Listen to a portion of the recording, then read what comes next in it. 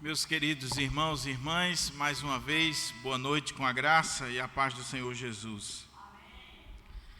Convido a igreja para juntos abrirmos a nossa Bíblia na carta de Paulo aos Romanos. Carta de Paulo aos Romanos. Nós vamos ler carta de Paulo aos Romanos, capítulo 1, versículo 18 até o versículo 32. Romanos, capítulo 1, versos 18 ao 32, palavra do Senhor para os nossos corações. Nós utilizamos a versão padrão da Igreja Presbiteriana, que é a Almeida Revista e Atualizada. Diz assim a palavra de Deus, Romanos 1, 18 a 32. A ira de Deus se revela do céu contra toda impiedade e perversão dos homens que detêm a verdade pela injustiça. Porquanto o que de Deus se pode conhecer é manifesto entre eles, porque Deus lhes manifestou. Porque os atributos invisíveis de Deus, assim o seu eterno poder, como também a sua própria divindade, claramente se reconhecem desde o princípio do mundo, sendo percebidos por meio das coisas que foram criadas.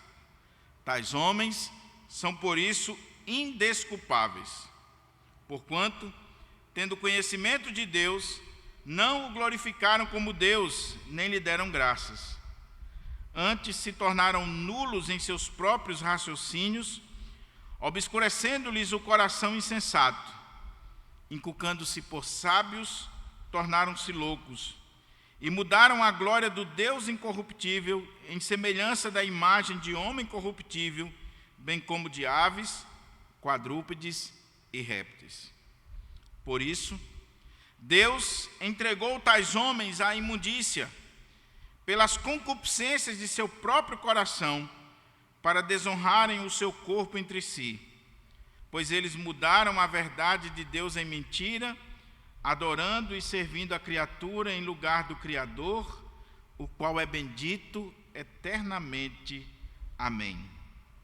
Por causa disso, os entregou Deus a paixões infames, porque até as suas mulheres mudaram o modo natural de suas relações íntimas por outro contrário à natureza. Semelhantemente, os homens, também deixando o contato natural da mulher, se inflamaram mutuamente em sua sensualidade, cometendo torpeza, homens com homens, e recebendo em si mesmos a merecida punição do seu erro.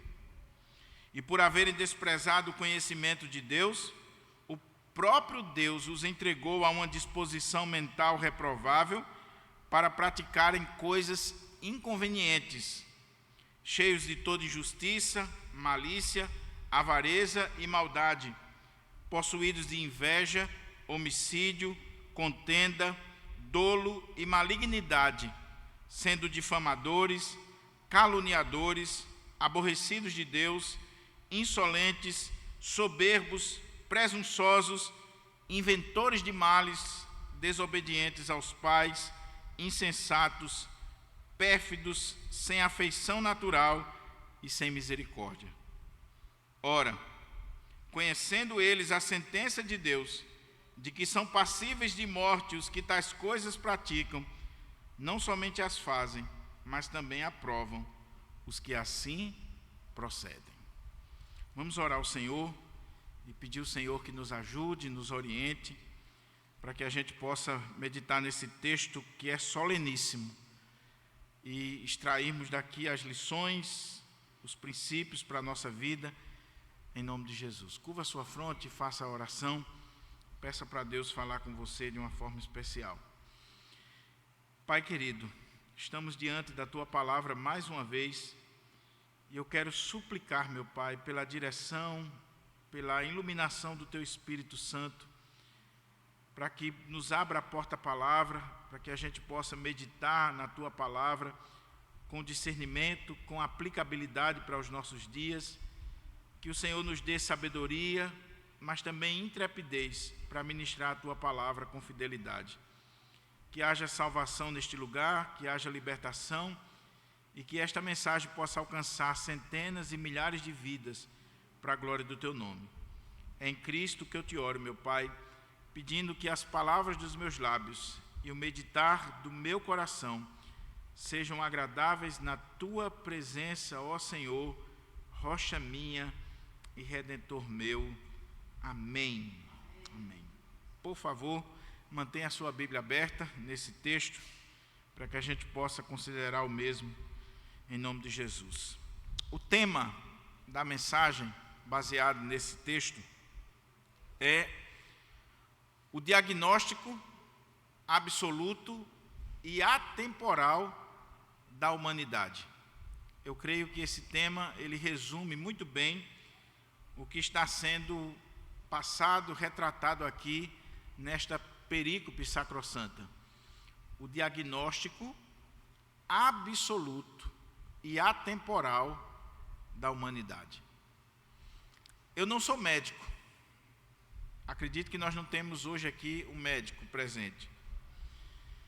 Temos gente da área da saúde aqui, enfermeiras, pessoas que trabalham no atendimento à saúde. Mas mesmo não sendo médico, pelo menos médico do corpo físico, porque todo pastor, todo ministro do Evangelho, ele é aquilo que os pais da igreja chamavam de o médico das almas. E alguém já disse que um pastor é um médico de plantão numa cidadezinha do interior. Ou seja, ele é alguém que está disponível 24 horas e que tem que resolver tudo. Isso é um pastor. Mas mesmo não sendo médico do físico, eu sei perfeitamente, e você sabe também, que o primeiro passo para que seja tratada uma doença, para que se consiga eficácia no tratamento, ou até mesmo a cura, começa com um diagnóstico preciso. Um diagnóstico correto. Um conhecimento a respeito da situação ou da gravidade que seja absoluto, ou próximo do absoluto. E graças a Deus que hoje nós estamos caminhando com a tecnologia, com os maquinários que temos, para cada vez mais se diagnosticar as doenças com mais precisão, de forma mais absoluta. Cada vez. Quando a gente fala da humanidade, e a gente pensa na humanidade, e a gente analisa a humanidade, a gente precisa ter um diagnóstico preciso da humanidade para poder oferecer o remédio, a cura, o tratamento para os problemas da humanidade. Se não tivermos o diagnóstico, nós não iremos ter um tratamento eficaz ou cura para a humanidade. Pois bem, quando a gente olha para a história, quando a gente olha para os filósofos, os teólogos, nós vemos que os homens olham para a humanidade por diferentes focos. Alguns dizem que a humanidade é perfeita, é maravilha, que o mundo é maravilhoso, que o mundo está progredindo a cada dia, que o mundo está caminhando cada vez mais para uma perfeição plena. Outros vão dizer que o homem é bom por natureza, mas é o meio que corrompe. E por aí vai as teorias. A pergunta é, o que a Bíblia diz? O que a Bíblia fala sobre a humanidade? O que a Bíblia tem a nos dizer?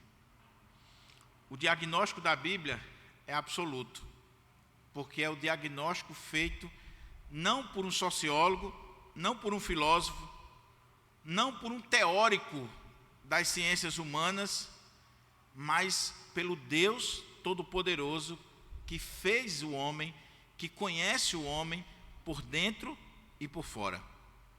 Aqui nós não temos um teórico falando, nós temos o Criador, através dos seus apóstolos, dos escritores da Bíblia, falando sobre o que é a humanidade e diagnosticando o estado que a humanidade se encontra. O apóstolo Paulo foi quem escreveu a carta aos Romanos.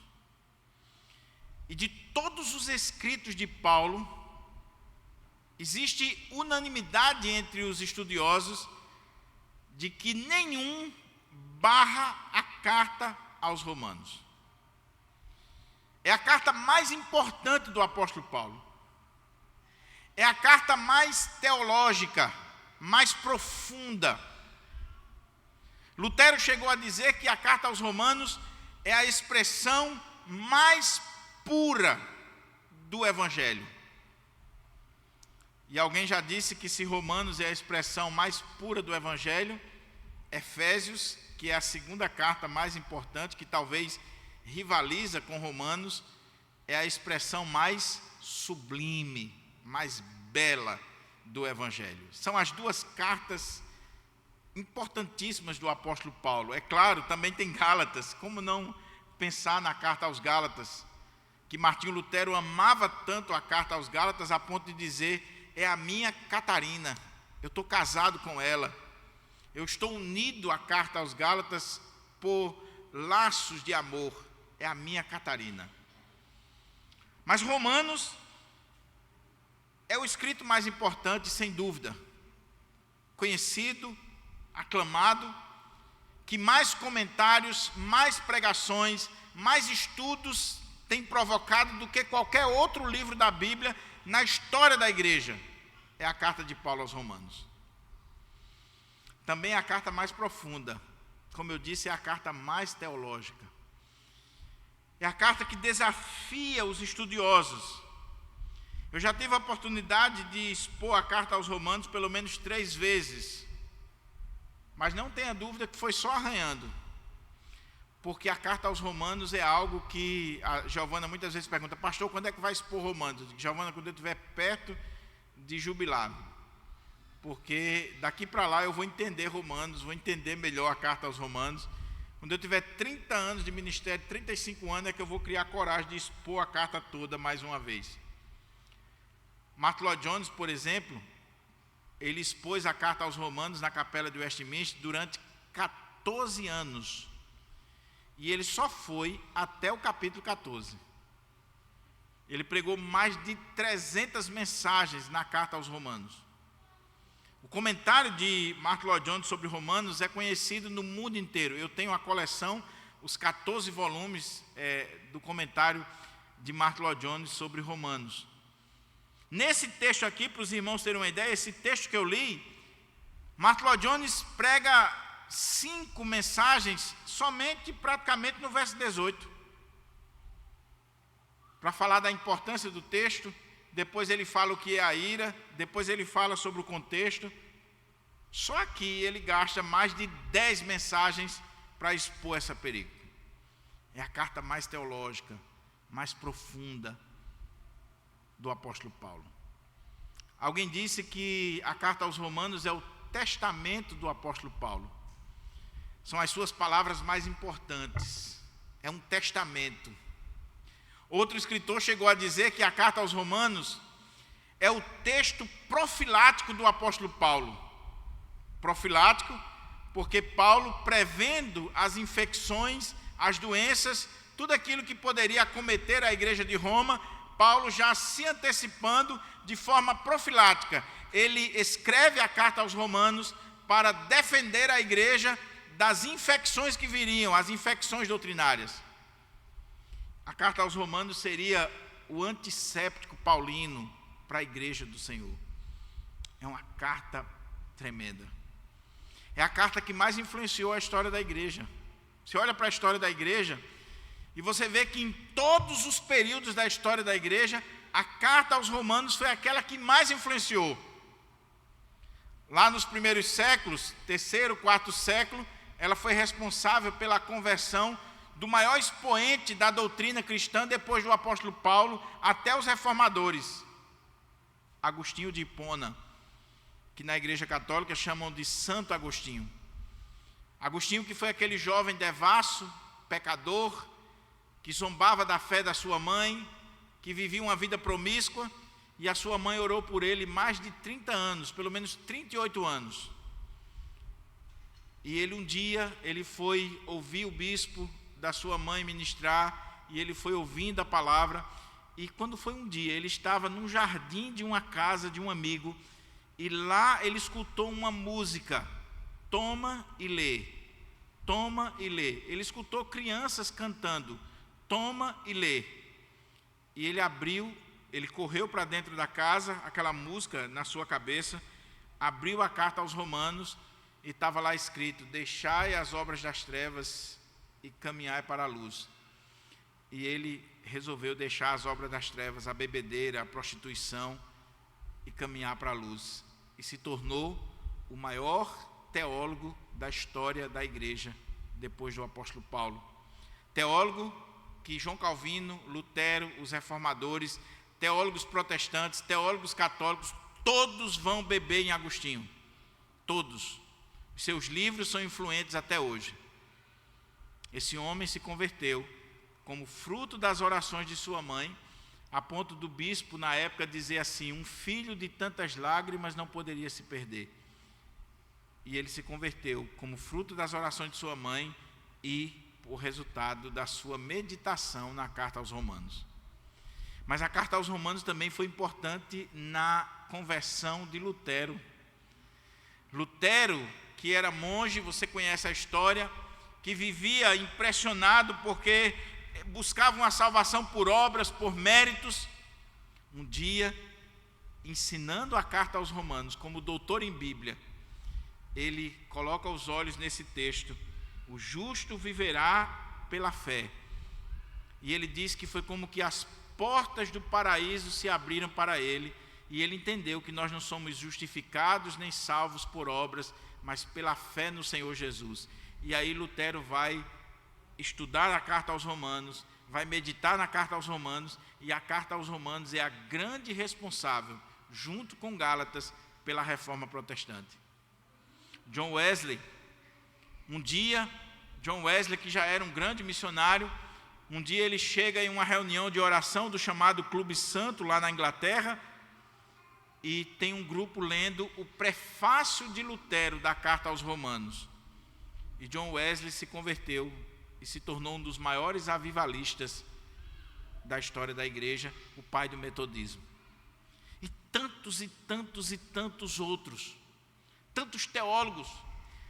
No século XVIII, quando a igreja estava sendo atacada pelo liberalismo teológico, Deus usou um homem que era um liberal e que vai se tornar um neo-ortodoxo, chamado Calbart, para, lendo a carta aos Romanos e escrevendo um comentário na carta aos Romanos, combater o liberalismo teológico. Martyn Lloyd-Jones, como eu disse, foi um homem que pregou 14 anos na carta aos Romanos, e por causa disso a capela do Westminster, que fazia mais de uma década que as galerias não eram abertas, com as exposições de Martyn Lloyd-Jones em Romanos, as galerias foram abertas, as pessoas se ajuntavam aos montões para ouvir as exposições de Romanos de Martyn Lloyd-Jones. Tem relatos que quando Martyn Lloyd-Jones ia pregar, tinha pessoas que queriam quebrar as janelas da igreja, se prontificavam para apagar a janela, mas ela queria ouvir a pregação. E como não tinha espaço no templo, a única coisa que tinha que fazer era quebrar a janela para ouvir a pregação lá de fora, e dizia: depois eu pago, mas eu quero ouvir. Pois bem, é essa carta que temos diante de nós. E quando a gente pensa nessa carta, a gente tem que pensar algumas coisas para poder entender esse texto. Quem escreveu foi Paulo. Paulo escreve para a igreja de Roma, a igreja que estava na principal cidade, na capital. Não foi Paulo que fundou aquela igreja, nós não sabemos quem fundou a igreja em Roma. Provavelmente a teoria mais aceita é que foram aqueles que, uma vez que participaram do Pentecostes, em Atos capítulo 2, eles voltaram para Roma, vindo de Jerusalém, tomados pelo Espírito Santo, voltaram para Roma e ali plantaram a igreja. Crentes, irmãos, servos de Deus. E Paulo nunca visitou aquela igreja, nunca esteve com aqueles irmãos, mas agora, Paulo, depois daquela campanha que nós já ministramos aqui, capítulo 8 e 9 de 2 Coríntios, Paulo tinha uma campanha para levar uma oferta para os pobres da Judéia, os pobres de Jerusalém. E Paulo está aqui, alguns dizem que na cidade de Éfeso, outros na cidade de Corinto, já era quando ele foi buscar a oferta. Eu acredito que foi na cidade de Corinto. Paulo está indo para Jerusalém com a oferta e ele tem um plano. Depois que ele deixasse a oferta em Jerusalém, está lá no capítulo 15 da carta, ele iria a Roma. Porque ele queria compartilhar com aqueles irmãos o evangelho que ele pregava, ele queria conhecer aqueles irmãos, conhecer aquela igreja.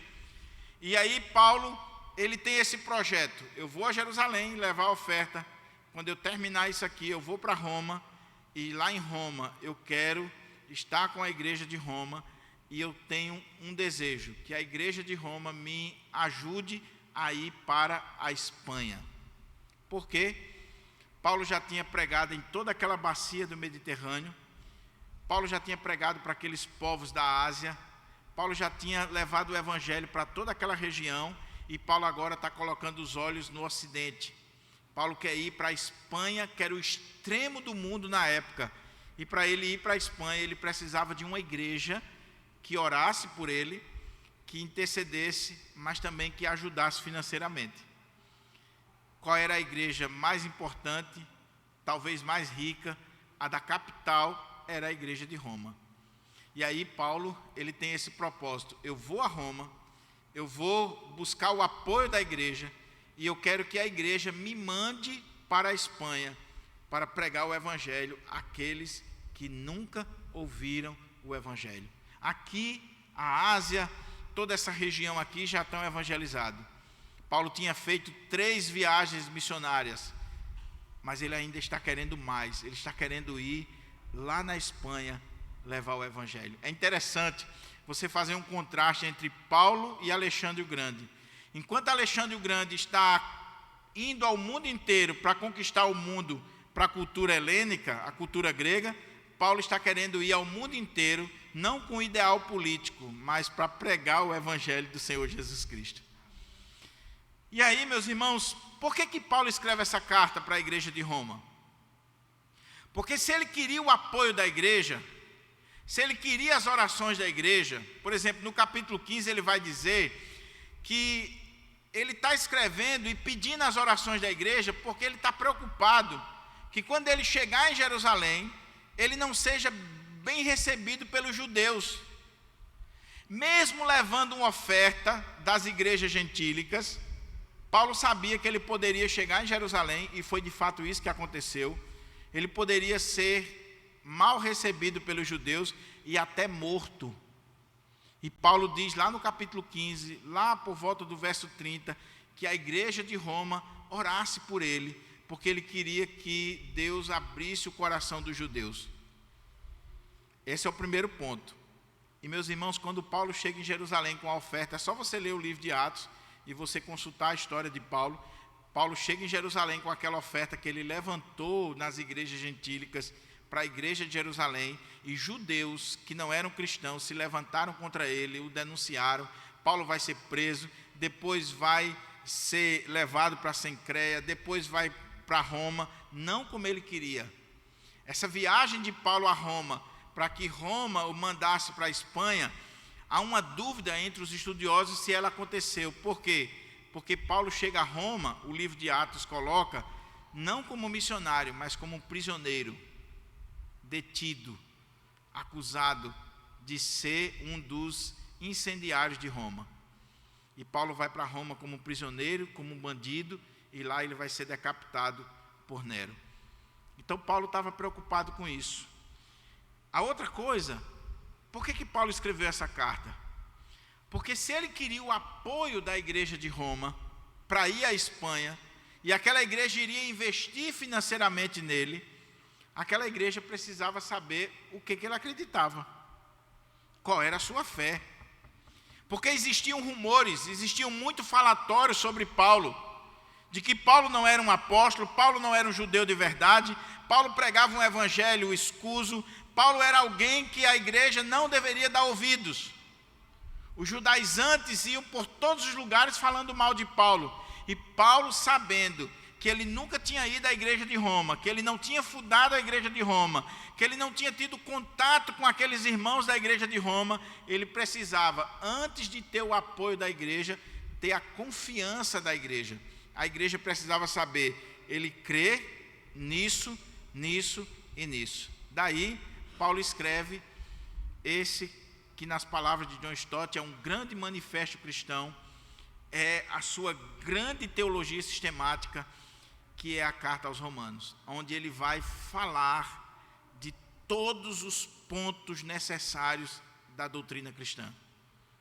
Ele vai ensinar para aquela igreja a doutrina, o que ele crê, o que ele aprendeu, o que é o evangelho. O tema de Romanos é o evangelho de Deus. Paulo vai falar do evangelho. O que é o evangelho? E ele vai expor isso da forma mais brilhante, magistral que o ser humano possa imaginar, preparando o caminho para a sua chegada lá em Roma. Como é a divisão da carta aos Romanos? A divisão da carta aos Romanos é muito simples e ao mesmo tempo complexa. Como eu disse, ao mesmo tempo que a carta aos Romanos é simples, você lê ela de uma sentada praticamente, ela é tão complexa que Martyn Lloyd-Jones levou 14 anos pregando e só foi até o capítulo 14. Que comentários, eu tenho pelo menos uns 50 comentários da carta aos Romanos. Alguns de 1.500 páginas da carta aos Romanos. Qual é a divisão dessa carta? Você pode dividir essa carta de forma bem simples em 4 partes. Primeira parte, capítulo 1 ao 8, onde Paulo vai falar da justiça de Deus e do método de salvação de Deus.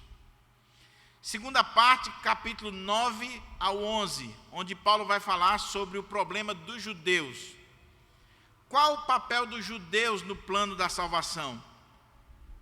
Como é essa questão dos judeus em relação à igreja? Deus ainda tem um plano para a nação de Israel? Capítulo 9 a 11. Capítulo 12 a 15 são as questões práticas da carta. Todas as cartas de Paulo, elas estão divididas no meio. Se você pega Romanos, por exemplo, do capítulo 1 ao 11 é doutrina. Capítulo 12 ao 16 é prática. Então, do capítulo 12 ao capítulo 15 são questões práticas. Questões de liberdade cristã, de dons espirituais, de como você reconhece as autoridades constituídas, os irmãos fracos, os irmãos fortes. São questões práticas, é a aplicação da doutrina para a vida prática da igreja. E quando você chega no capítulo 16, você vê no capítulo 16, Paulo mandando saudações para N pessoas da igreja de Roma, e aqui tem um problema que os estudiosos levantam, e recomendando a irmã Febe, uma irmã que servia a igreja do Senhor.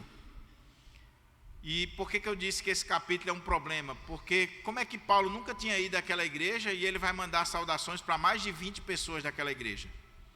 Alguns chegam a dizer, não, esse capítulo não faz parte da carta porque não tem como, é uma contradição. Paulo nunca foi lá, Paulo não conhecia a igreja, não fundou a igreja, como é que ele manda saudação? Provavelmente porque essas pessoas tinham tido contato com Paulo em outros contextos, em outras regiões. Eu não vou entrar aqui nos detalhes técnicos da carta. Então essa é a divisão natural da carta aos Romanos. Podemos dividir de outras formas, mas eu estou falando no geral para você ter uma visão geral da carta. Mas quando nós olhamos para o texto que nós lemos, esse texto está dentro de uma subdivisão dessa carta, que é talvez o ponto mais alto da carta aos Romanos. Se você olhar, capítulo 1, Paulo primeiro vai ter a saudação, depois Paulo vai trazer mais algumas informações para aquela igreja. Ele está saudando aquela igreja, ele está conversando com aqueles irmãos. É a mais ampla saudação das cartas de Paulo, é a saudação que Paulo faz aqui do capítulo 1, vai até praticamente o 15, onde ele fala do desejo de ir ali, por que ele quer ir, uma série de coisas. No versículo 16 e 17, ele fala do tema da carta: pois não me envergonho do evangelho, porque é o poder de Deus para a salvação de todo aquele que crê, primeiro do judeu e também do grego, visto que a justiça de Deus se revela no evangelho de fé em fé, como está escrito: o justo viverá por fé. É o tema da carta. Ele vai falar do evangelho, ele vai falar da justificação pela fé. Aí, a partir do versículo 18, nós temos a primeira subdivisão da carta, que é a primeira tese levantada por Paulo. Irmãos, a carta aos Romanos, ela é tão importante na história, é tão importante que ela é usada, por exemplo, ela foi usada na história para estudantes de direito, porque Paulo está usando aqui uma linguagem jurídica, Paulo está defendendo uma tese, Paulo está levantando aqui uma petição, e Paulo aqui ele dá show de lógica, de argumentação.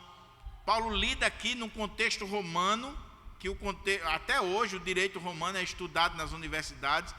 Paulo aqui ele é extremamente persuasivo, lógico, argumentativo. Por isso que não é tão fácil de ler, porque tem muita lógica aqui no que Paulo está fazendo. Então a primeira tese de Paulo vai do versículo 18 do capítulo 1 até metade do capítulo 3, ou seja, lá no capítulo 3 até o versículo 20. E o que é que Paulo está defendendo aqui nessa primeira divisão? Paulo está defendendo a universalidade do pecado. Ele está dizendo que toda a raça humana, depois da queda de Adão, todos são pecadores. Já nascem em pecado e estão destituídos da glória de Deus. Todo ser humano, depois da queda de Adão, já nasce condenado. Por quê? Porque ele já nasce em pecado. E aí no capítulo 1, 18 a 32, ele vai defender que os gentios estão em pecado. No capítulo 2, ele vai defender que os judeus estão em pecado. No capítulo 3, ele vai dizer que gentios e judeus estão todos em pecado. E da metade do capítulo 3, verso 21, até o capítulo 6 e 7, ele vai falar dessa justificação que advém de Cristo Jesus, da obra de Cristo. Depois, no capítulo 8, ele vai falar da ação do Espírito Santo, que nos conduz. E no capítulo 9, 10 e 11, ele toca na questão dos judeus, como eu disse, e a partir do 12, ele vai aplicar a doutrina para a nossa vida. Então, nós estamos aqui na primeira divisão da carta, onde Paulo vai defender que os gentios estão todos em pecado. Paulo está fazendo um diagnóstico da humanidade. Paulo está fazendo um diagnóstico absoluto da humanidade e dizendo: todos estão em pecado. Ele vai terminar no capítulo 3 dizendo assim: todos pecaram e destituídos estão da glória de Deus.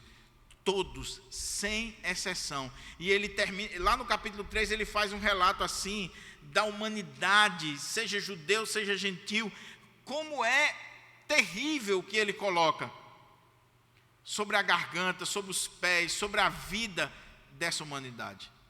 Então, voltemos os nossos olhos para o nosso texto, que é o diagnóstico absoluto da humanidade.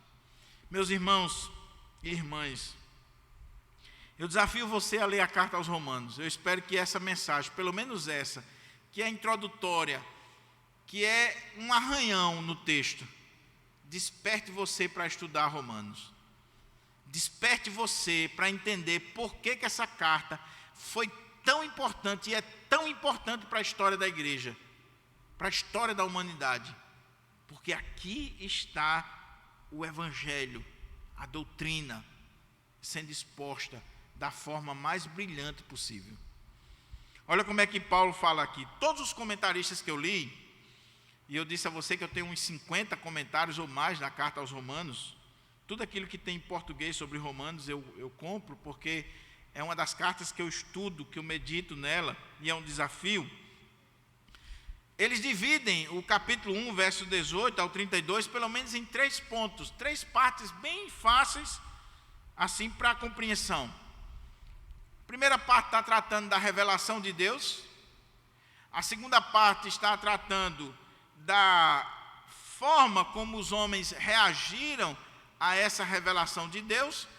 E o último, a retribuição de Deus à postura dos homens. Então isso é simples, se você ouvir qualquer pastor pregando, Hernandes, Augusto Nicodemos, qualquer pregador, ele vai levantar praticamente esses 3 pontos aqui, porque é muito claro. Deus se revela, o homem desconsidera essa revelação, e por o homem desconsiderar essa revelação de Deus, Deus retribui de forma com juízo a postura do homem diante da sua revelação. Olha como é que o texto começa, e que Deus nos ajude e nos dê temor e tremor diante da sua palavra. E talvez você esteja dizendo assim: pastor, mas esse é um texto evangelístico? Meu irmão, se esse texto aqui não for evangelístico, não tem mais outro não. Sermão evangelístico não é sermão água com açúcar.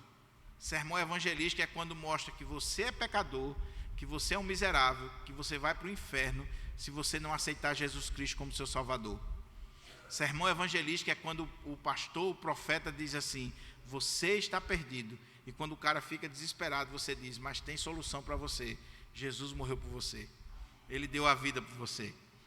Então a minha ideia nessa noite é mostrar que você está perdido. Você que está assistindo, você está perdido se você estiver nesse grupo aqui, que rejeita a revelação de Deus. Então olha aí para a sua Bíblia, versículo 18. O versículo 18, eu concordo com Martin Lloyd Jones quando ele diz que, embora o capítulo 1 fale dos gentios e o capítulo 2 dos judeus, o versículo 18 ele é o tema para os dois. Ele é geral, não está falando só dos gentios. E poderia ser pregado só o verso 18, mas como eu não sou Martin Lloyd Jones, como eu não tenho a capacidade desses grandes luminares aí da história da igreja, vamos caminhar de acordo com aquilo que o Senhor nos deu, né? Versículo 18 diz assim: a ira de Deus se revela do céu contra toda a impiedade e perversão dos homens que detêm a verdade pela injustiça.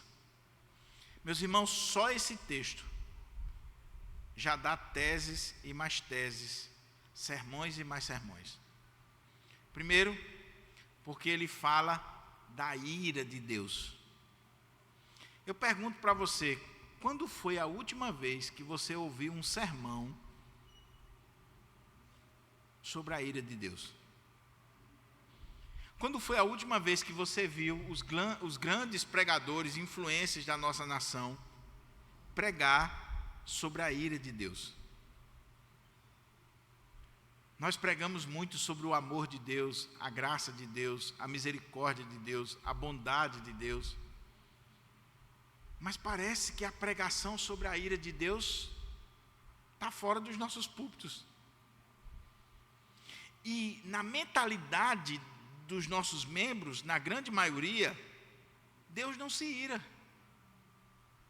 Deus é um Papai Noel bonachão, que está sempre pronto a sorrir para nós, a nos dar o melhor. O cara está na miséria, na safadeza, é corrupto, ladrão, adúltero, faz tudo que não presta. E como é que é a nossa evangelização? Deus te ama, Deus tem um plano na tua vida, você é a menina dos olhos de Deus. Você já viu alguém evangelizar assim, dizendo: Deus está irado com você?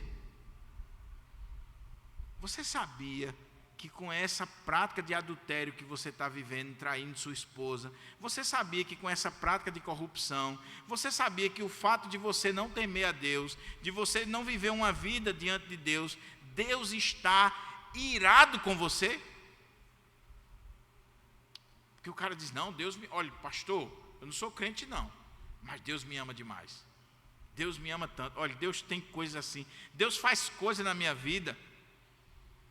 Cuidado. Cuidado. Paulo diz aqui, a ira de Deus se revela do céu contra toda a impiedade e perversão dos homens que detêm a verdade pela injustiça. Agora veja que coisa interessante aqui. A pregação expositiva ela é boa porque ela ensina eu e você a ler a Bíblia. Na nossa Bíblia aqui tem um temazinho, a idolatria e depravação dos homens, dividindo o verso 17 do verso 18. Não pode ser feita essa divisão, porque você só vai entender o verso 18 se você entendeu os versos anteriores. Porque Paulo está fazendo um contraste aqui entre duas revelações. A revelação especial, quem está estudando teologia aqui já sabe muito bem, e a revelação geral, a revelação natural e a revelação geral. E se você ainda não sabe o que é, está na hora de você vir para os cultos da quarta-feira aprender, que a gente está estudando teologia aqui. Inclusive esse texto foi estudado. Se você olha o verso 16 e 17, olha como é que diz o texto, vamos ler juntos. Pois não me envergonho do Evangelho, porque é o poder de Deus para a salvação de todo aquele que crê, primeiro do judeu e também do grego. Visto que a justiça de Deus se revela no Evangelho, de fé em fé, como está escrito, o justo viverá por fé. A ira de Deus se revela do céu contra toda impiedade e perversão dos homens que detêm a verdade pela injustiça. Paulo está fazendo um contraste. Paulo está dizendo, enquanto a justiça de Deus, ela revela-se no Evangelho, o que é a justiça de Deus? É a maneira como Deus lida com o pecador. Aqui não está falando do atributo de Deus, justiça como atributo, mas o método de Deus lidar com o homem, salvar o homem, justificar o homem. Paulo está dizendo que essa justiça, essa maneira como Deus justifica o homem, salva o homem, ela só é revelada de forma especial. Aonde? No Evangelho. É no Evangelho, que está registrado nas Sagradas Escrituras, que nós aprendemos sobre a maneira correta de relacionar-se com Deus, que nós aprendemos sobre justificação, que nós aprendemos sobre salvação, que nós aprendemos sobre essa justiça salvadora de Deus. É no Evangelho, de fé em fé, pois está escrito, o justo viverá pela fé. Mas, se a justiça de Deus, se a maneira como Deus salva o homem está revelada no Evangelho, a ira de Deus, ela está sendo revelada do céu. E quando ele fala do céu aqui, ele está falando da natureza, das coisas criadas, do cosmos, da criação. Ele está dizendo, enquanto a justiça é revelada no Evangelho, a ira de Deus, ela se revela desde os céus, desde a criação, de tudo aquilo que foi feito. E é interessante que ele coloca aqui revelação num presente contínuo. Ela se revela continuamente. Toda vez que o homem olha para a criação, é isso que ele vai dizer aqui, a criação está revelando Deus e a sua ira. A sua ira. Agora a pergunta é, o que é a ira de Deus? Porque a gente talvez nem conceba isso, né? Pastor, como assim? Deus se ira? Não, eu não acredito não. Eu não acredito que Deus se ira. Eu não acredito, meu Deus é amor. Meu Deus é maravilhoso. Deus se ira? Sim, Deus se ira. E Deus se ira exatamente porque Ele é Deus, porque Ele é santo, porque Ele é justo, porque Ele é puro, porque Ele é bom. Se Deus não se irasse, Ele não seria nada disso. Porque o que é a ira de Deus? A ira de Deus não é destempero emocional como a nossa ira. A nossa ira é pecaminosa. Nós nos iramos, desde a criança mais tenra, mais infantil, nós nos iramos e a nossa ira é pecaminosa. É gênio. É porque nós queremos algo e não conseguimos. A ira de Deus não é destempero emocional. A ira de Deus é a santa reação do ser de Deus, da santidade de Deus diante do pecado, da injustiça. Isso é o que provoca a ira de Deus. Não é destempero de Deus, é reação, é a sua santidade, é o atributo da santidade divina, que Deus é tão puro de olhos que não pode contemplar o mal, que diante do mal, do pecado, Deus só tem uma coisa a fazer: airar-se. Irmãos, se Deus olhar para Hitler e não ficar irado, não seria Deus. Se Deus olhar para a miséria do mundo, para tudo aquilo que acontece nesse mundo, para tudo aquilo que a humanidade faz de forma cruel, e Ele não se irasse, Ele não seria Deus. E olhe que o texto diz assim: a ira de Deus se revela do céu contra quê? Contra toda impiedade e perversão dos homens que detêm a verdade pela injustiça. Dr. Martin Lloyd Jones tem uns 3 sermões só nessas duas palavras: piedade e perversão. E ele trabalha até a sequência das palavras. Impiedade tem a ver com os pecados religiosos. O que é uma pessoa ímpia? É uma pessoa que não leva Deus em consideração. O que é perversão? São os pecados morais. E veja que a sequência é lógica. O problema da humanidade é um problema religioso e um problema moral. E a sequência é importante, porque nós queremos consertar a humanidade consertando o problema ético, moral e social. E nunca vai conseguir. Não é mais educação, não é mais segurança, não é mais outra coisa. O problema do homem é religioso, é impiedade. Porque ele é ímpio, porque ele não teme a Deus, porque ele não se submete a Deus, ele é perverso, ele é injusto, ele é alguém que pratica todo tipo de coisa ruim. Por isso que o texto está dizendo assim: a ira de Deus se revela do céu contra impiedade, o pecado religioso, e perversão, os pecados morais, que é consequência da impiedade. E alguém já disse que aqui também nós vemos as 2 tábuas dos 10 mandamentos e os 2 mandamentos. Os 2 maiores mandamentos: amar a Deus e amar o próximo. Se eu amo a Deus, eu não sou ímpio. Se eu amo o próximo, eu não vou ser perverso, eu não vou ser amoral, eu não vou agir de forma errada. Então diz que a ira de Deus se revela do céu contra toda a impiedade e perversão dos homens. O problema do homem é religioso. Resolver o problema religioso, resolver o problema do homem. O problema do homem é falta de piedade, de temor, de reverência a Deus. Por isso, meus irmãos, deixa eu abrir aqui um parênteses na mensagem. Por favor, não pense que a solução para o Brasil é um presidente de direita ou de esquerda. A solução para o Brasil não está na ideologia política, que tanto tem dividido as nossas igrejas. A solução para o Brasil está no Evangelho de Jesus Cristo. Quando o homem restaurar a sua comunhão com Deus, quando a pregação do Evangelho de fato tomar conta da nossa nação, essa nação vai ter leis justas, pessoas honestas, que temem a Deus e que amam o seu próximo.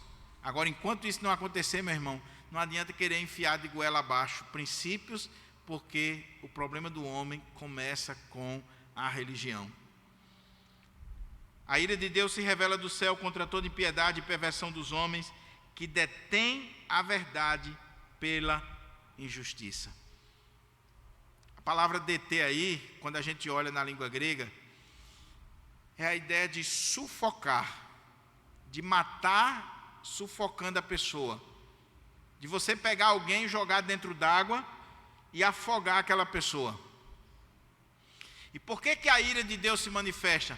Porque os homens, por não temerem a Deus, por serem ímpios, por não quererem uma vida com Deus, um relacionamento com Deus, eles detêm, eles sufocam, eles oprimem a verdade pela injustiça. Não é isso que está acontecendo da forma mais desenfreada na nossa nação? Levanta a sua voz lá na sala da universidade para defender a verdade. Levanta a sua voz lá no ambiente do seu trabalho para defender princípios hoje. Levanta para você ver se não vai vir um grupo querendo sufocar a verdade, matar a verdade, deter a verdade. E aí a ira de Deus se manifesta contra essas pessoas. Veja, meus irmãos, o problema que Paulo vai dizer aqui do homem não é falta de conhecimento de Deus, não é falta de conhecimento da verdade. Não, eles têm conhecimento, é o que Paulo vai defender agora. Eles sabem o que é a verdade. O problema é que eles não aceitam, eles não se submetem, eles querem matar a verdade, sufocar a verdade. Não existe ateu, meu irmão. Não existe ateu. Ninguém nasce ateu.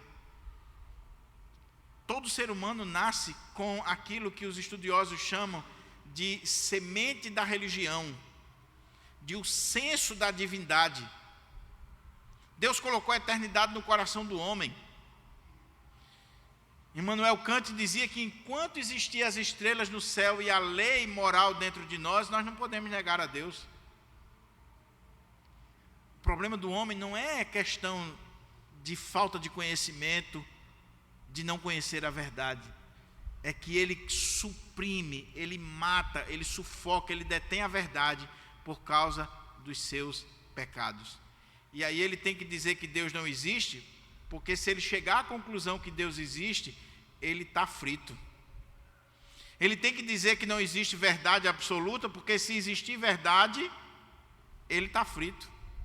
Então eu tenho que sufocar a verdade. Eu tenho que suprimir a verdade. A ira de Deus se revela do céu contra toda impiedade e perversão dos homens, que detêm a verdade pela injustiça. Aí olha o que Paulo vai dizer. Porquanto o que de Deus se pode conhecer é manifesto entre eles, porque Deus lhe manifestou.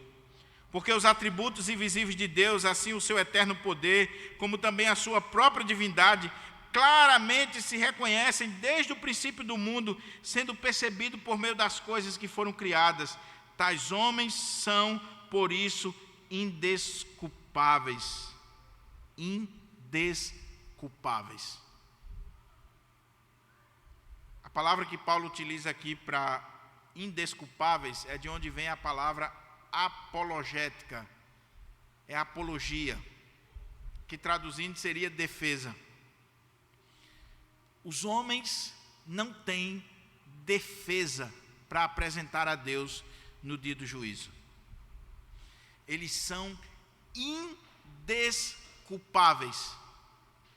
Por quê? Porque o que de Deus se pode conhecer é manifesto entre eles, porque Deus lhes manifestou. Ou seja, não falta conhecimento de Deus para a humanidade. Nunca diga, fulano não conhece a Deus. Nunca diga isso. Ele conhece. Agora, porque ele é rebelde contra Deus, porque ele não quer a existência de Deus e ele quer matar a verdade por causa da sua vida pecaminosa, ele nega. Ele nega. Ele nega Deus, ele nega a verdade. Mas conhecimento não lhe falta. Por isso que os estudiosos colocam muito bem, quando a gente estuda, por exemplo, religiões comparadas, ou quando a gente estuda a questão de evangelização, uma pergunta que sempre surge é: pastor, e os povos que nunca ouviram o Evangelho?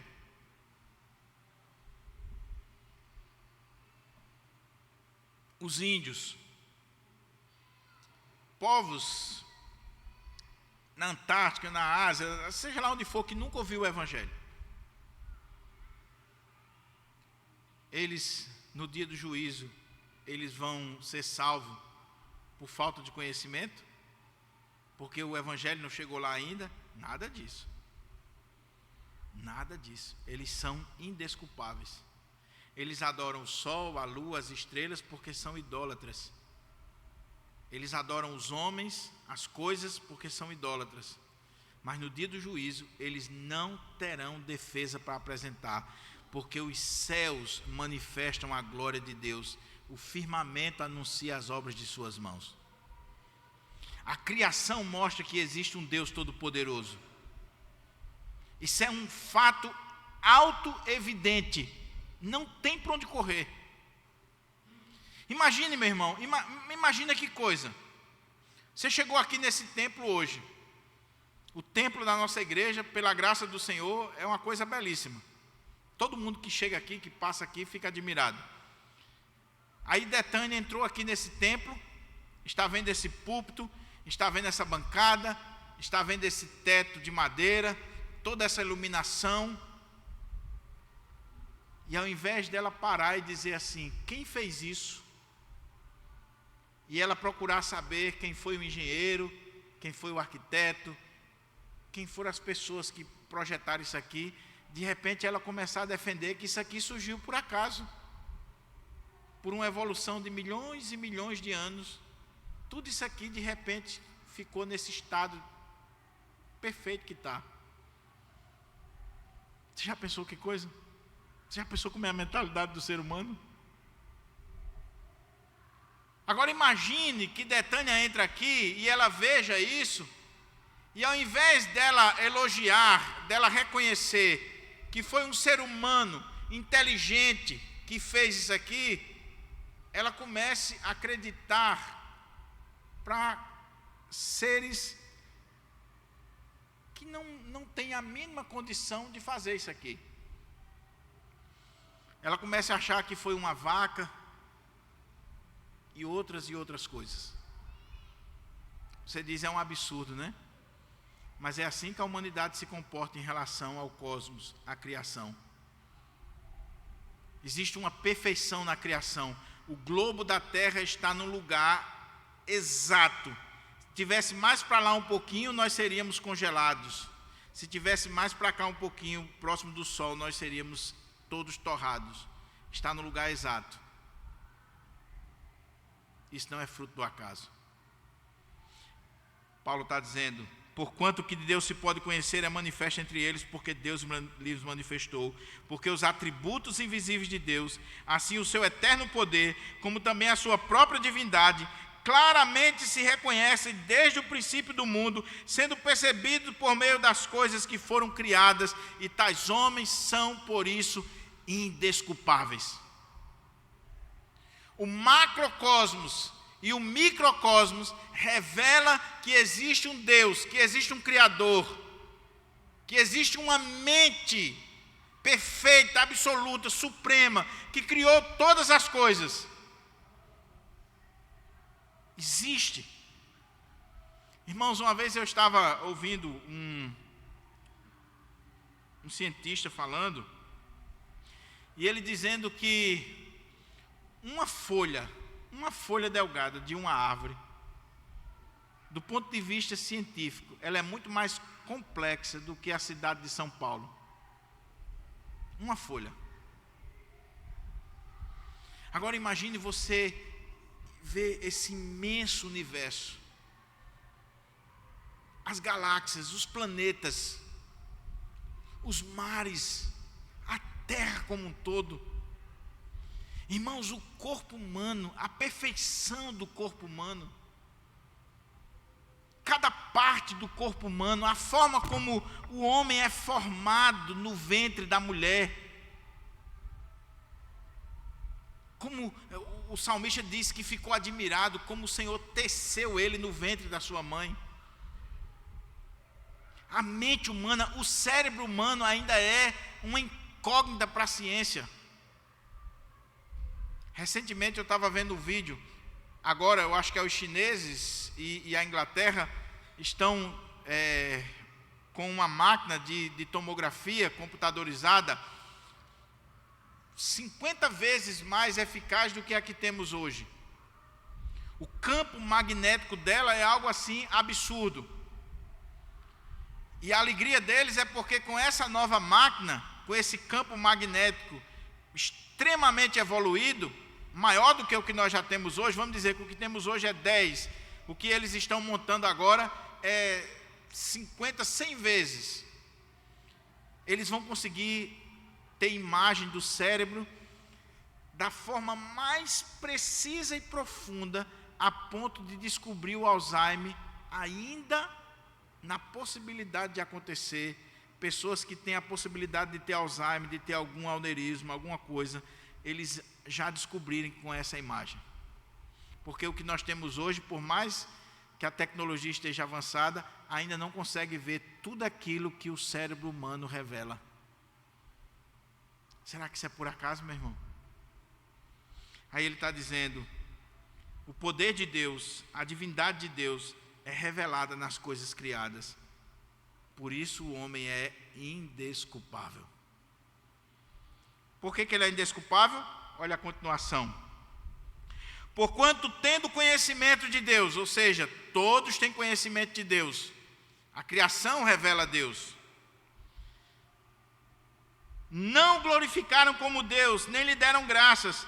Antes se tornaram nulos em seus próprios raciocínios, obscurecendo-lhes o coração insensatos, inculcando-se por sábios, tornaram-se loucos e mudaram a glória do Deus incorruptível em semelhança de homem corruptível, bem como de aves, quadrúpedes e répteis. Irmãos, aqui Paulo vai começar uma ladeira abaixo da humanidade. Deus se revela na criação, na natureza, no macrocosmos, no microcosmos.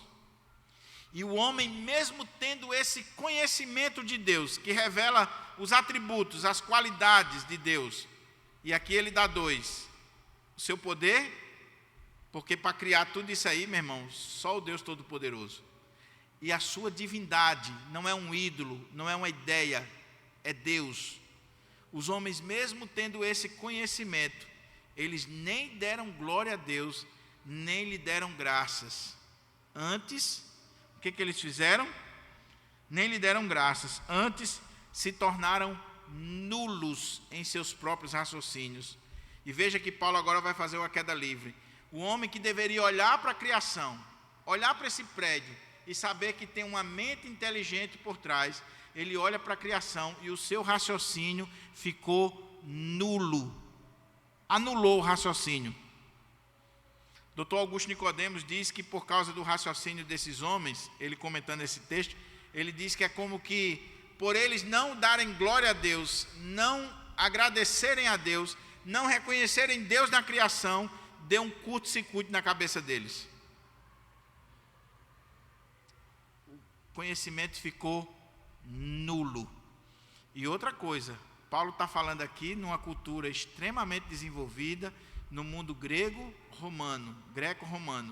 Paulo está falando aqui de filósofos, Paulo está falando aqui das maiores mentes.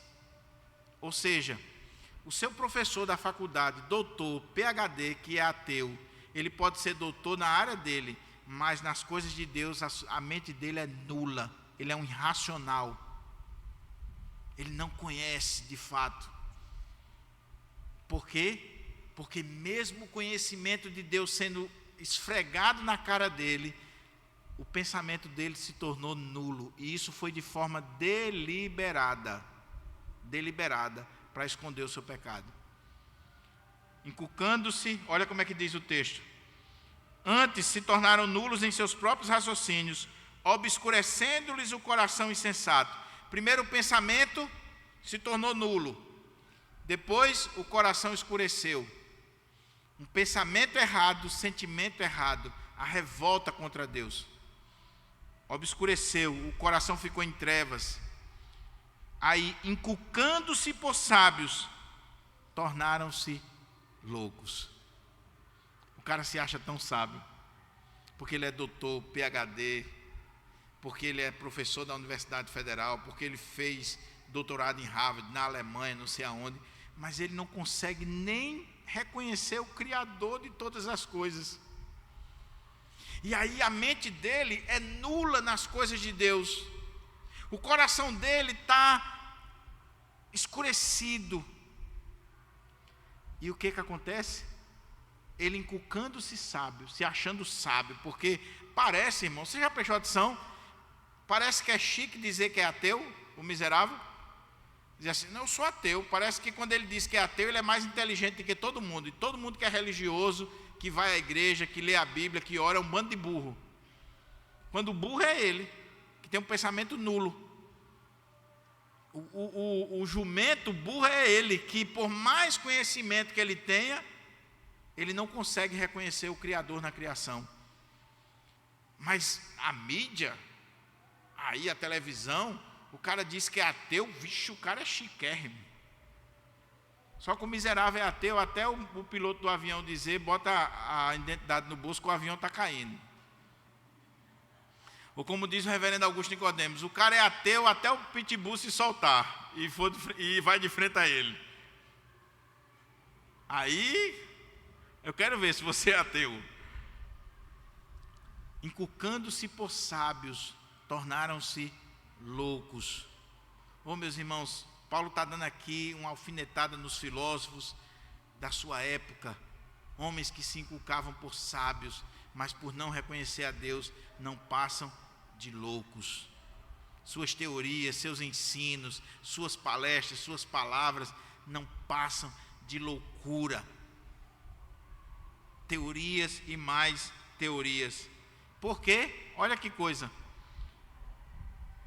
E mudaram a glória do Deus incorruptível em semelhança da imagem de homem corruptível, bem como de aves, quadrúpedes e répteis. Olha a raiz da idolatria. O homem não reconhece Deus na criação, seu pensamento fica nulo, seu coração fica escurecido, ele se torna louco, e aí ao invés de ele adorar o Criador, ele passa a adorar a criatura. Começaram a adorar o imperador Augusto, o imperador romano, mandou construir o busto dele, a imagem dele nos templos, e você tinha que adorar o imperador. Se adora seres humanos, mas não parou aí, se adora árvores, se adora quadrúpedes, se adora répteis, se adora pirâmides, adora-se tudo. Sabe por quê, meus irmãos? Porque, como alguém já disse, o ser humano é um ser incuravelmente religioso. Ele é religioso por natureza. Se ele não adora o Criador, ele vai adorar a criatura, ele vai adorar a criação, ele vai adorar os animais, ele vai adorar a si mesmo. Mas que ele vai adorar, ele vai. E não é por falta de conhecimento de Deus, é por rebeldia. Então você vê aí artistas famosos dizendo, a minha religião, tem uma entrevista daquela Dercy Gonçalves. Aí Silvio Santos perguntando para ela assim, você é religiosa e tal? Ela disse, o meu Deus é o mesmo, o meu Deus é o meu interior, dentro de mim, a minha intuição. Aí começa a dizer um bocado de besteira, como se fosse uma coisa espetacular. Eu sou o meu Deus. Aí tem o outro que se dobra diante de um rato, de uma vaca, de seres, tudo para não reconhecer que existe um Deus supremo e absoluto. Por quê? Porque se ele existir, eu vou prestar conta a ele da minha vida. Então eu não quero que ele exista. Eu não quero que ele exista. Eu prefiro adorar um cachorro, uma vaca, um rato. Eu prefiro adorar a minha esposa, meu filho, meu marido, do que adorar a Deus. Aí o que acontece, para a gente caminhar para a conclusão? Porque os homens não glorificaram a Deus, não lhe deram graças, antes se tornaram nulos nos seus pensamentos, obscurecendo-lhes o coração, se tornaram loucos, mesmo se achando sábios, porque os homens mudaram a glória de Deus e passaram a adorar a criatura ao invés do Criador, a criação ao invés do Criador. Por isso, olha a consequência. Por isso Deus entregou tais homens à imundícia, pelas concupiscências de seu próprio coração, para desonrarem seu corpo entre si, pois eles mudaram a verdade de Deus em mentira, adorando e servindo a criatura em lugar do Criador, o qual é bendito eternamente. Amém. Deus olha para o homem, para a humanidade e diz: você se acha sábio? Você se inculca sábio? Você não quer me dar glória? Você não quer reconhecer, me dar graças? Você não me reconhece na criação? Pois eu vou fazer o seguinte: eu vou entregar você ao seu próprio coração. Você acha que você é o dono da sua vida? Pois vamos fazer o seguinte: o seu coração é corrupto. O coração do homem é desesperadamente corrupto. Aí Deus diz: você se acha tão sábio, tão inteligente, a ponto de me excluir da sua vida? Pois eu vou entregar você às concupiscências do seu coração. Siga a sua vida. E aí, meus irmãos, não existe juízo maior de Deus do que quando Deus entrega o homem a si mesmo. Sabe por que o mundo ainda não foi destruído? Porque Deus, na sua misericórdia, Ele ainda põe freio moral, freio ético nessa sociedade. Deus ainda age, mesmo na vida dos incrédulos, dos ateus. Deus ainda, na sua graça, Deus ainda faz com que eles produzam boa música, que eles produzam ciência, que eles produzam leis para proteger a humanidade. Deus ainda faz. Mas tem pessoas que chegam a um grau de rebeldia tal contra Deus, que Deus diz: ok, você será entregue o seu coração, a concupiscência do seu coração, porque vocês estão adorando a criatura em lugar do Criador, o qual é bendito, e Paulo diz, eternamente. Amém. O que acontece? Por causa disso, os entregou Deus a paixões infames. Veja, meus irmãos, o que Paulo vai mostrar agora aqui é a origem do homossexualismo e do lesbianismo, que não tem nada a ver com o nascimento, que é uma rebeldia contra Deus. É fruto de tudo isso aqui que Paulo falou. O problema que Paulo vai dizer, aonde é que está a gênese da questão? É que quando o homem não reconhece a Deus, ele não reconhece nem a si mesmo mais. Se eu não reconheço o Criador de todas as coisas, eu não vou reconhecer a mim. Então, eu sou homem, mas eu não aceito que sou homem, eu quero ser mulher. Eu sou mulher, mas não aceito que sou mulher, eu quero ser homem. Então eu quero mudar o sexo, eu quero fazer de tudo para ser diferente. E aí eu vou usar de lógica, de filosofia, de ciência, querer fazer qualquer coisa para justificar a minha prática pecaminosa.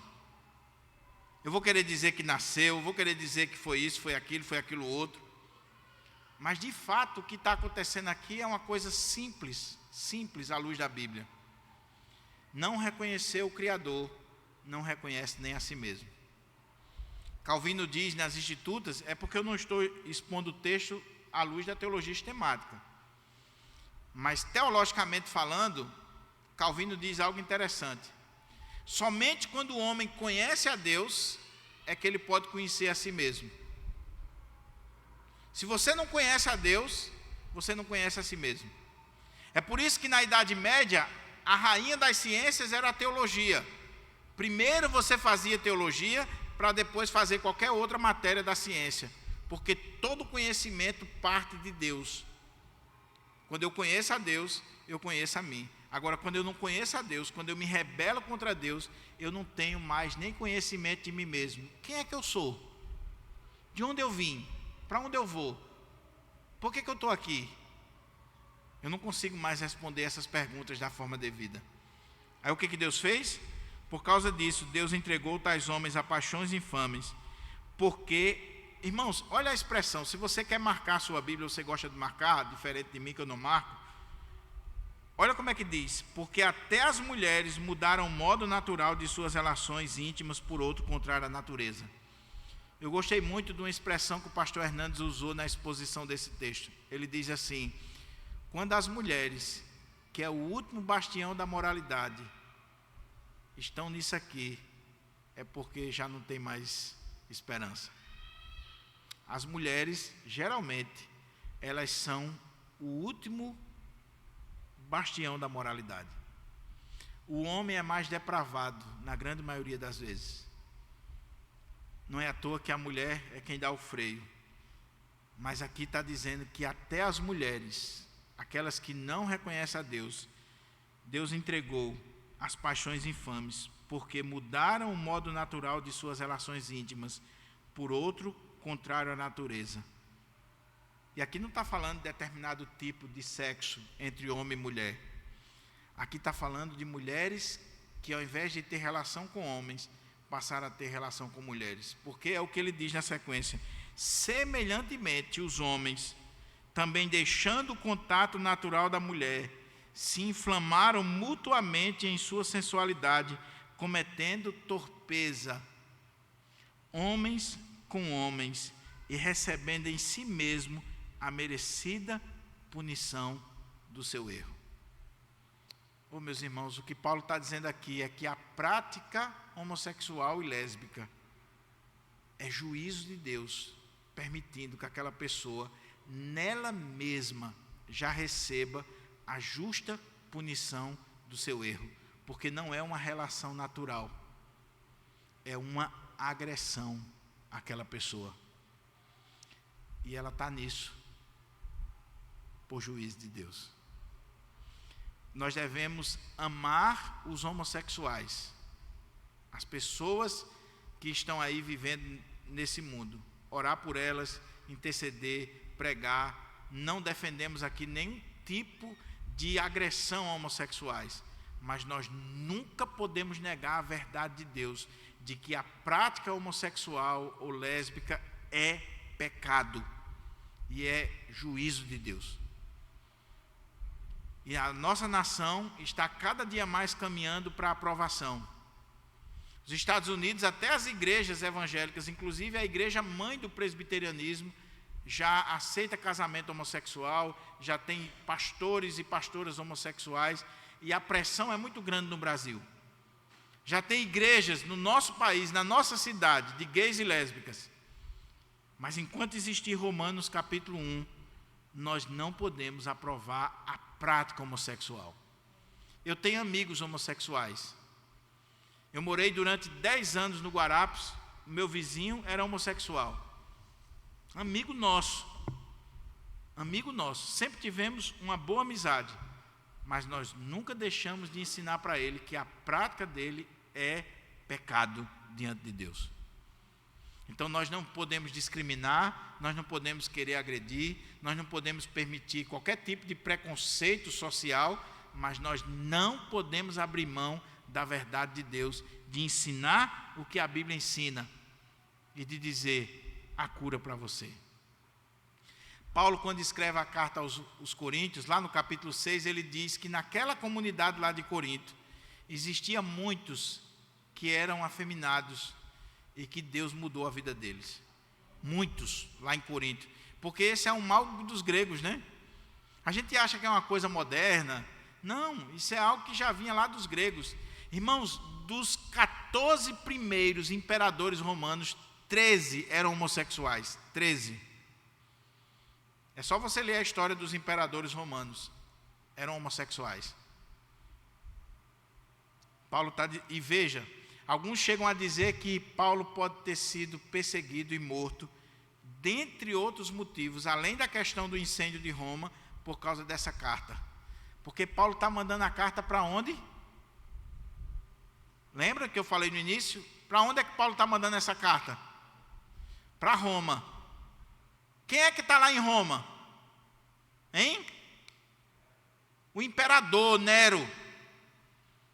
E se os imperadores tinham uma prática homossexual, imagina o imperador sabendo que alguém está dizendo que é pecado. E não é só pecado não, meu irmão. Sabe o que Paulo usa aqui? As expressões que Paulo usa? Paixão infame, imundícia. Olha aqui as expressões que Paulo está usando aqui. É imundícia, é paixão infame, é digno do juízo de Deus. A gente precisa ser sincero à luz da palavra de Deus e dizer que é pecado. Agora, como eu disse, respeitar o ser humano, amar o ser humano, não ter nenhum tipo de preconceito, mas não abrir mão da verdade de Deus. Eu louvo a Deus porque, antes de alguém falar qualquer coisa, aqui na nossa igreja, eu tenho muitas vezes pessoas aqui no culto da manhã que é homossexual e que vem ouvir a palavra. Aqui na nossa igreja, e eu nunca tratei com desrespeito, nunca tratei diferente, aperto a mão, abraço, convivo, não são membros da igreja, mas vêm escutar a palavra de Deus. E um dia ele disse para mim assim: só venho aqui porque o Senhor prega a verdade da palavra de Deus. Eu sei que eu estou em pecado, mas eu venho aqui porque aqui eu sou confrontado com a palavra de Deus. Por quê? Porque a gente nunca fechou a porta, nunca fez nenhum tipo de coisa para discriminar. Agora, concluindo, olha a lista do que Paulo vai colocar aqui, meus irmãos, dessa ladeira abaixo. Eu desafio você a depois em casa ler esse texto do capítulo 1, quando Paulo, a partir do versículo 28, ele vai dar uma lista, ele vai fazer esse diagnóstico da sociedade, e você pegar cada palavra dessa e procurar o significado dela. Faça esse exercício. Principalmente se você puder olhar essa palavra à luz do texto grego original, de cada coisa dessa que Paulo está dizendo. Ou então pega uma Bíblia mais simples, porque a nossa Bíblia aqui, a tradução é muito erudita.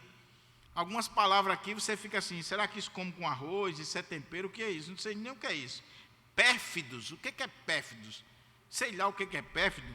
Então pega uma versão mais simples, uma linguagem de hoje, uma NVI, uma NVT. Pega uma linguagem que você entenda o que está sendo dito. Olha o que Paulo está dizendo para a gente orar. E por haverem desprezado o conhecimento de Deus. Olha que coisa terrível, meus irmãos. Não faltou conhecimento, foi desprezo ao conhecimento.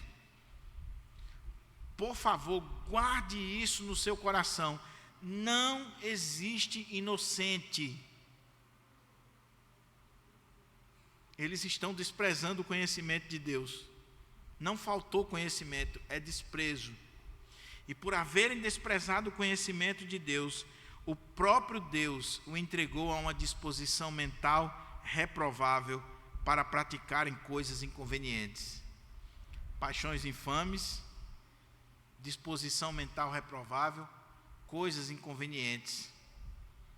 Aí ele diz: cheios de toda injustiça, malícia, avareza, maldade, possuídos de inveja, homicídio, contenda, dolo, malignidade, sendo difamadores, caluniadores, aborrecidos de Deus, insolentes, soberbos, presunçosos, inventores de males, desobedientes aos pais. Será que a gente não está vendo isso hoje?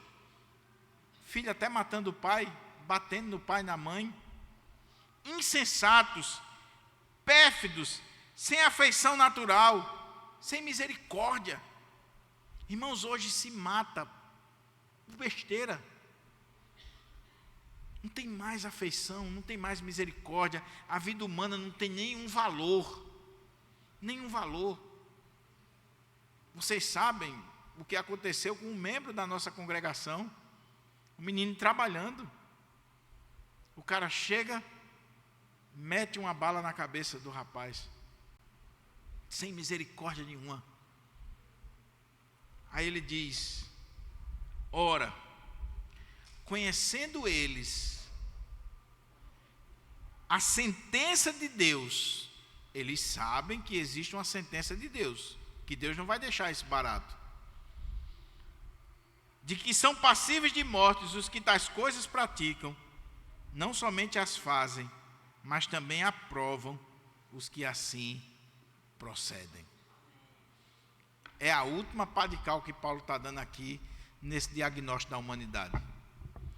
Ele está dizendo que a humanidade não tem desculpa diante de Deus, porque não só faz todas essas práticas aqui que revelam falta de amor a Deus, falta de amor ao próximo, todo tipo de prática pecaminosa, são caluniadores, são difamadores, são arrogantes, presunçosos, difamador, gente insensata, sem afeição, sem misericórdia, gente que vive a vida só para dar trambique, para prejudicar. Eles não só fazem o erro, o pecado, a injustiça, eles aprovam aqueles que assim procedem. É um batendo palma para o outro. E aí, meus irmãos, a grande mídia, a imprensa do nosso país, os grandes influências do nosso país, todos defendendo a vida imoral, pecaminosa, rebelde em relação a Deus, mesmo sabendo que um dia vão passar pelo juízo. Mas eles não só fazem, eles aprovam e eles querem leis que justifiquem, e eles querem enfiar de goela abaixo para mim e você de que eles estão certos e nós estamos errados. Eu termino só fazendo um alerta para você. Meus irmãos, nós temos aqui o diagnóstico absoluto e atemporal da nossa sociedade, da humanidade. E se a igreja não acordar, vai chegar o dia, já chegou na verdade, a gente corre o risco, por exemplo, do YouTube derrubar essa pregação. A gente corre o risco, por exemplo, de sofrer sanções por causa desse tipo de pregação. Alguns anos atrás, um pastor estava pregando esse texto na Paraíba e ele foi preso, foi processado por homofobia. Sabe por quê? Porque esses grupos, eles são articulados, eles não só praticam, como eles aprovam aqueles que praticam, e eles lutam por eles, enquanto que a igreja do Senhor está calada, está acovardada, está votando muitas vezes em político que defende tudo isso aqui, e a gente precisa ter vergonha, porque como é que você vem para a igreja orar para Deus libertar o homossexual e você vota em político que aprova o homossexual? Como é que você vem para a igreja orar para que seu filho saia da prostituição, do mundo, e você vota em políticos que não só aprova, mas que cria leis para favorecer a imundícia e o pecado? Que fé é essa? Que lógica é essa que você segue? Que ética é essa que você segue? Eu não estou dizendo aqui que existe político perfeito, mas eu estou dizendo que a gente precisa ter mais critério na hora de votar, para a gente não votar em pessoas que defendem toda essa safadeza aqui, imundícia, e depois a gente está na igreja chorando e pedindo oração pelos nossos, pela nossa família, quando eu mesmo coloquei lá pessoas para defender toda essa prática pecaminosa. Então, meu irmão, agora aguenta. Agora aguenta. Nós devemos pedir a misericórdia de Deus. Nós devemos dizer: Senhor, tem misericórdia do nosso país, da nossa cidade, da nossa família, da nossa igreja. Senhor, eu já sei o diagnóstico, mas qual é a solução? A solução, meu irmão, vamos pregar o Evangelho, vamos levar o Evangelho nessa nação, vamos ter uma vida ética. Meu irmão, se você tiver que ser perseguido por causa da verdade, seja. Se você tiver que ser preso por causa da verdade, seja. Se você tiver que ser demitido da sua empresa porque você não aceita determinadas práticas, seja. Seja. Mas não negocie sua fé. Não negocie seus valores. Não negocie a palavra de Deus. Não negocie. Porque o ímpio não negocia, não. E ele está certo. Ele está certo. Vá no shopping agora. Vá em vários locais públicos aqui na nossa cidade para você ver. O pessoal não está nem aí. E a igreja acovardada. A igreja acovardada. Poucos se levantam na nossa nação para tocar a trombeta, para levantar a voz. Eu não concordo com a teologia de Silas Malafaia, mas se tem uma coisa que eu admiro em Silas Malafaia, é a coragem dele de bater de frente com essas coisas que têm acontecido no nosso país. Aí eu pergunto, onde é que estão os doutores da nossa igreja? Onde é que estão os grandes luminares da teologia brasileira? Muitas vezes calados, acovardados. Onde é que estão os pastores pregando sobre a ira de Deus nos púlpitos? Só se fala amor, amor e amor. Falta a ira. Deus está irado com você, se você está vivendo nessa prática de vida aqui. Mas se você quiser mudar, eu quero dizer para você que esse Deus que se ira é o mesmo Deus que é amor e que mandou o Filho dele para morrer por você. E se você quiser mudar de vida, se você quiser ter a sua vida transformada, entregue a sua vida a Jesus Cristo. E a partir de hoje Deus vai mudar a sua vida. Deus vai tirar todo esse juízo de sobre você. E você é salvo, perdoado, é uma nova criatura diante do Senhor. Entregue a tua vida ao Senhor, confia nele e o mais ele fará. O diagnóstico aqui é para mostrar que você está doente, mas existe a cura. A cura é o Evangelho, é o Senhor Jesus, é a sua vida ser entregue ao Senhor Jesus Cristo. Amém? Vamos ficar de pé para a gente orar?